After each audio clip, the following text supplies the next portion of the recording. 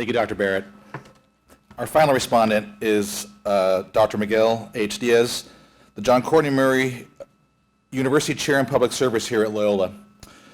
Dr. Diaz was also selected by President Barack Obama as the 9th U.S. Ambassador to the Holy See.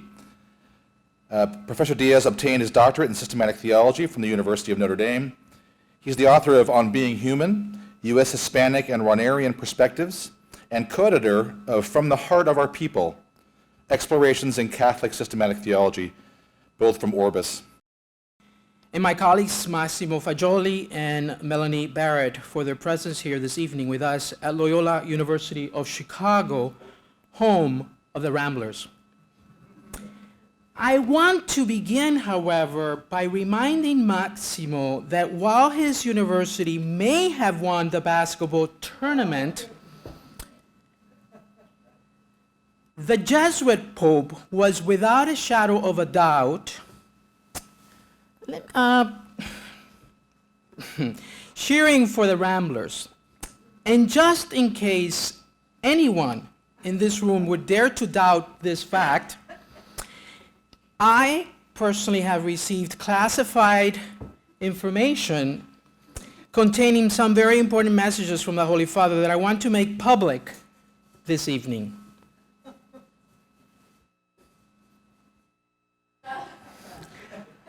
So as you can see, the Jesuit Pope not only has the vestments of Loyola University of Chicago in Rome, but was also cheering for the Ramblers along with our sister, Jean. So I just wanted to make that clear. So when you go back to, your world, we are all clear on whose side the Jesuit Pope is on. So now to more perhaps serious matter. Thank you again for your contributions this evening and for your thoughtful remarks on the pontificate of Pope Francis. It is perhaps providential that we gather here this evening having commemorated just yesterday the 50th anniversary of the assassination of Martin Luther King Jr. As one of the greatest dreamers of American history, he set before us the dream to end racial inequality and poverty in our nation.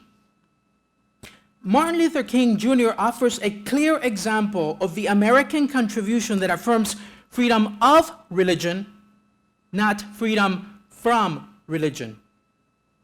He also provides a clear example of faith in public life and the contribution that Christianity can offer to the ongoing experiment for building a more just and humane society in these United States of America. Similar to Martin Luther King, Pope Francis is also a modern-day dreamer.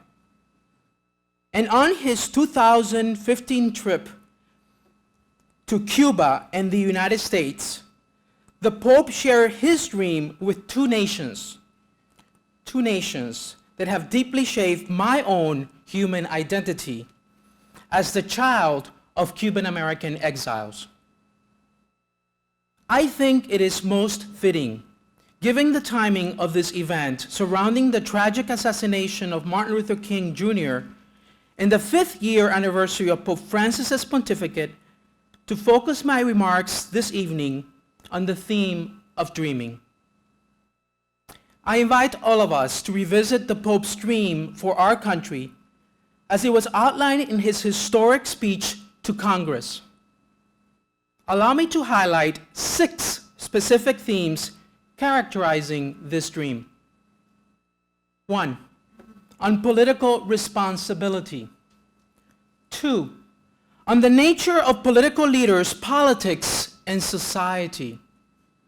3, on guarding against any type of fundamentalism and polarization, whether socially, politically, or religiously motivated. 4, on the positive contribution that religion can make to the public square. 5, on the care of our planet Earth. And 6, and finally, on building bridges, not walls, with our neighbors. First,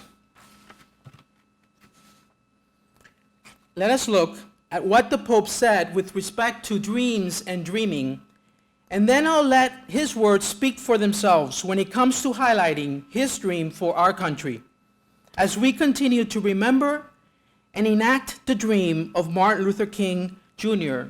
in our streets, in our states, and in our nation. On dreams and dreaming, the Pope highlighted 4 dreamers that form a part of the United States of America. Abraham Lincoln for his dream of liberty, MLK for his dream of liberty and racial equality, Dorothy Day for her dream of social justice and the rights of persons, especially work-related justice, and Thomas Merton for his interreligious efforts and human self-transcendence. The Pope writes or addresses Congress in the following words: "These men and women offer us a way of seeing and interpreting reality. In honoring their memory, we are inspired, even amidst conflicts, and in the here and now of each day to draw upon our deepest cultural reserves." End of quote.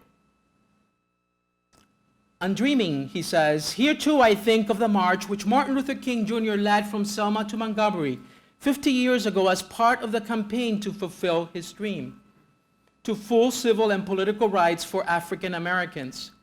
That dream continues to inspire us all. I'm happy that America continues to be, for many, a land of dreams. Dreams which lead to action, to participation, to commitment. Dreams which awaken what is deepest and truest in the life of a people." End of quote. And so now I'd like to turn to the 6 central components of the Pope's dream for the United States of America as he outlined in this historic speech. On political responsibility. Each son or daughter of a given country has a mission, a personal and social responsibility. Your own responsibility as members of Congress is to enable this country by your legislative activity to grow as a nation. You are the face of its people, their representatives. You are called to defend and preserve the dignity of your fellow citizens in that tireless and demanding pursuit of the common good. For this is the chief aim of all politics." End of quote. On the nature of political society, political activity, and political leaders. And I'll highlight the middle quote. "All political activity must serve and promote the good of the human person and be based on and reflect for his or her dignity. We hold this truth to be self-evident, that all men and women are created equal, that they are endowed by their Creator with certain unalienable rights, that among these rights are liberty and the pursuit of happiness. If politics must truly be at the service of the human person, it follows that it cannot be a slave to the economy and finance. Politics is instead the expression of our compelling need to live as one in order to build as one the greatest common good, that of a community which sacrifices particular interests in order to share in justice and peace its goods, its interests, its social life. I do not underestimate the difficulty that this involves, but I encourage you in this effort. On guarding against fundamentalism, simplistic analysis, and polarization. We must be especially attentive to every type of fundamentalism, whether religious or of any other kind. But there is another temptation we must specially guard against. The simplistic reductionism which sees only good or evil, or if you will, the righteous and the sinners. On the positive contribution of religion to society. In this, our land, the various religious denominations have greatly contributed to building and strengthening society. It is important that today, writes the Pope, as in the past, the voice of faith continue to be heard, for it is a voice of fraternity and love, which tries to bring out the best in each person and in each society. On care of the earth. I am convinced that we can make a difference, and I have no doubt that the United States and this Congress have an important role to play. Now is the time for courageous actions and strategies aimed to implement a culture of care and an integrated approach to combating poverty, restoring dignity to the excluded, and at the same time, protecting nature. This common good also includes the earth, a central theme of the encyclical which I recently wrote in order to enter into dialogue with all people about our common home. I'm building bridges, not walls, with our neighbors. Our world is facing a refugee crisis of a magnitude not seen since the Second World War.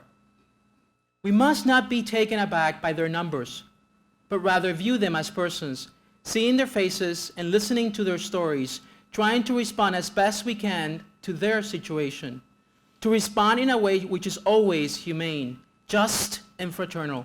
We need to avoid a common temptation nowadays to discard whatever proves troublesome. The Pope's dream for the United States echoes the central teachings of his papacy, especially with respect to his vision of relating faith and public life. Dreams, as Pope Francis and Martin Luther King Jr. correctly conclude, must not be left in our bedrooms, but must be taken out into the public and expressed in our boardrooms. Dreams, as Pope Francis argues, and as King witnessed, lead to action, to participation, and to commitment to build a more just society. Dreams like those shared with us by King and Pope Francis awaken in us what is deepest and truest in the life of a people. The dreams of these two modern-day prophets propel us to reject human indifferences towards our neighbors, regardless of whether such indifferences stem from prejudices related to race, ethnicity, religion, gender, sexual orientation, physical ability, immigration status, and other similar human experiences. Their dreams invite us to imagine and practice the core of Jesus' teaching, namely, the option for the poor and marginalized. As this Jesuit Pope, the child of immigrant parents, and someone who hails from the south of our border, has made crystal clear in word and especially through his deeply symbolic deeds, to care for the poor, the marginalized, the immigrant, and the planet is to care for and offer life to the crucified Christ in our midst. Thank you for your presence here this evening, and welcome again to the home of the Loyola Ramblers.